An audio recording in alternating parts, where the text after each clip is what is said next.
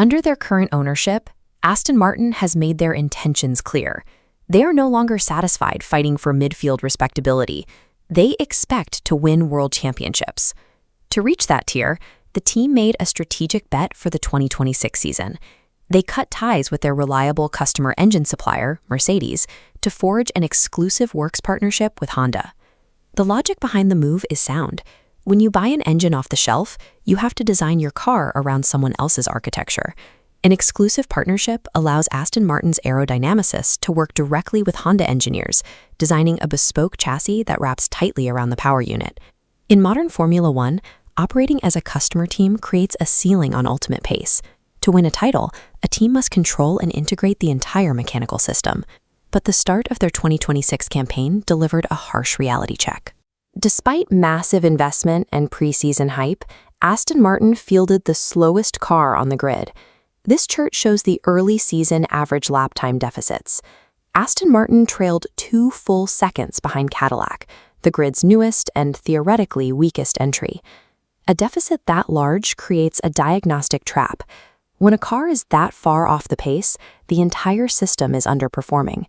Engineers cannot definitively prove whether a flawed aerodynamic chassis is causing the drag or if the power unit is failing to produce thrust. That ambiguity creates a vacuum of accountability.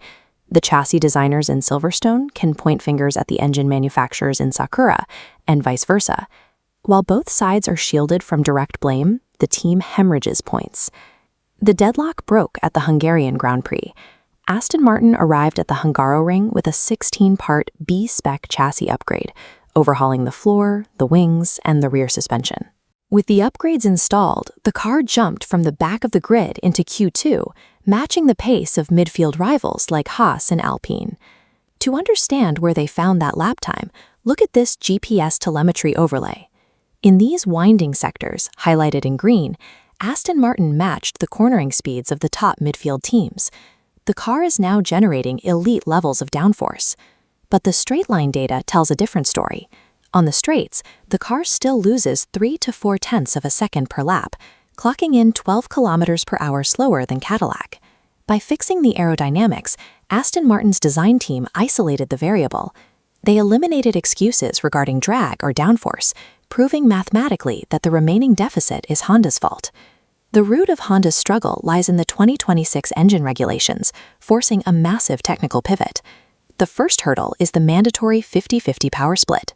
The electrical motor must output nearly triple the energy of previous generations, creating massive dependency on the battery and MGU-K. The second major hurdle is the removal of the MGU-H, a complex system that previously used exhaust gases to keep the turbo spinning.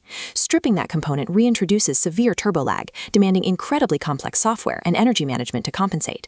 These untested systems have produced dangerous physical effects on the circuit.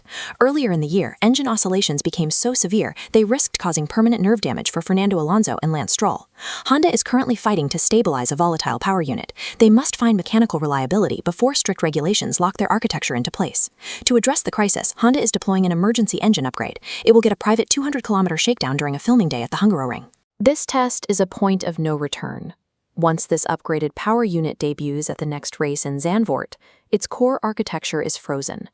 Under strict development rules, it cannot be changed again until 2027. That deadline has shifted the psychological pressure within the team. With the chassis department clearing their name, the organization's focus has moved entirely onto the engineers in Sakura. The future for this partnership is binary. If the new engine performs, the works team gamble pays off, and the championship trajectory is restored. If it fails, a brilliant chassis will be permanently handicapped.